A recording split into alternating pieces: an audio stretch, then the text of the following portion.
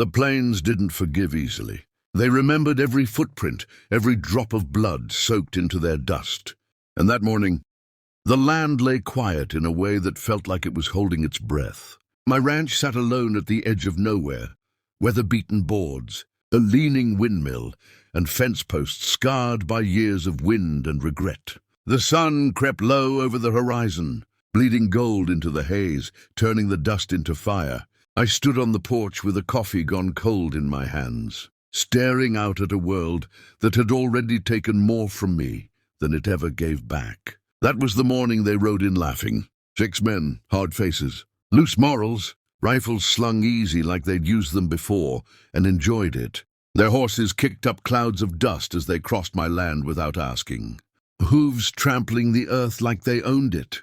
Men like that always laughed first. The one in front wore a red scarf and a grin sharpened by cruelty. "You the rancher?" he called out, voice thick with mockery. I didn't answer right away. I'd learned silence unsettled men who expected fear. He laughed anyway. "Word is you're sitting on land we want." Behind him, the others chuckled, easy, confident. The kind of laughter that comes from knowing no one's ever stopped you before. I stepped off the porch slowly. "This land's paid for," I said. "By blood and sweat." Red Scarf smirked. "Then you won't mind paying again." The wind shifted. Somewhere a crow cried out. I looked at each of them, memorizing faces. "That's important when graves come later." "You ride any farther," I said evenly, "and you won't ride back." That's when they really laughed. One of them bent over, slapping his knee. Another spat in the dust. Red Scarf wiped a tear from his eye. "Hear that, boys? Man says he'll end us all." I felt something stir in my chest, not anger, resolve. "I will," I said. The laughter grew louder, so I turned and pointed toward the hill.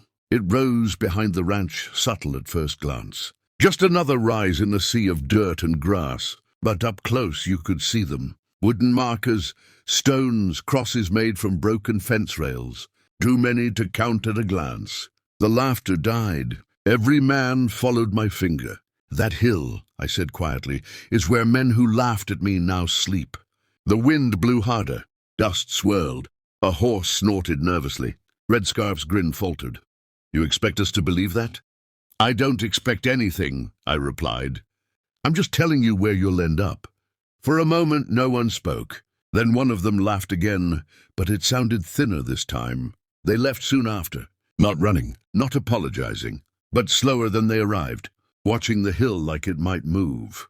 I knew they'd be back. Men like that always are. As the dust settled, I felt eyes on me from the barn. I turned. She stood there, Eliza, sunlight catching in her hair, worry written across her face, like she'd already seen how this ended. "They won't stop," she said.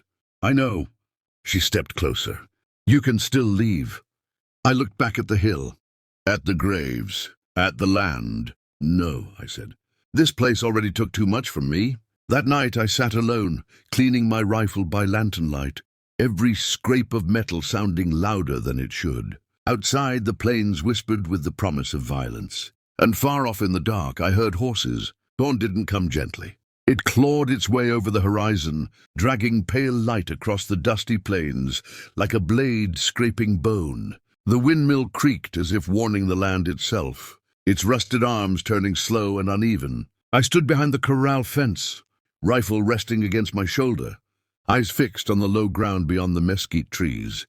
They were coming. Not charging, not shouting. Smart this time. Shadows moved in the dust, riders spread wide, using the terrain, cutting off escape routes the way wolves circle wounded prey. These weren't laughing men anymore. These were men who'd seen the hill, and still decided to ride in. A shot cracked the silence. Wood exploded inches from my head. I dropped, rolled, came up firing. One rider pitched sideways from his saddle, hitting the dirt hard enough that he didn't get back up. Horses screamed. The quiet died all at once. Gunfire echoed across the ranch. I ran for the windmill, boots pounding dry earth, bullets chewing fence posts behind me. From the barn, my ranch hands returned fire. Men who'd worked this land beside me, men who knew what losing it would mean. I caught sight of Eliza near the stable, crouched low, loading a rifle with steady hands that betrayed none of the fear I knew she felt. She shouldn't have been here, but neither should I. The fight pushed closer. One of them made it through the corral, red scarf whipping in the wind. Red Scarf himself. His eyes locked onto mine across the chaos, and I saw something new there. Not confidence, anger. He charged.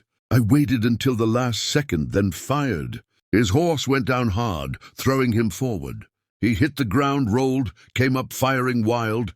I kicked his gun away and drove him face first into the dirt. "End me," he spat, blood and dust mixing on his lips. "Go on, prove you're the devil they say you are." I raised the rifle. Around us, the shooting slowed. Men watched. Even Eliza froze. This was the moment the plains cared about, the kind that echoed longer than gunfire. If I killed him, the others would scatter, but they'd come back worse, meaner. If I let him live, he'd carry the story of the hill and of mercy. I thought of the graves. I thought of the men buried there who never got a choice. I lowered the rifle. "Ride," I said, "and tell them what you saw." Red Scarf stared, confused, then afraid. He scrambled to his feet and ran. The rest followed soon after, retreating into the dust like a bad memory that refused to die. When it was over, the ranch stood scarred but standing. Smoke drifted, blood soaked into the dirt. Eliza came to me slowly. "You spared him." "I didn't do it for him," I said. She nodded. "You did it for what comes next." We stood together, watching the hill as the sun climbed higher. Somewhere far away, a signal fire flickered to life. Then another, then another. The plains weren't done collecting their debt.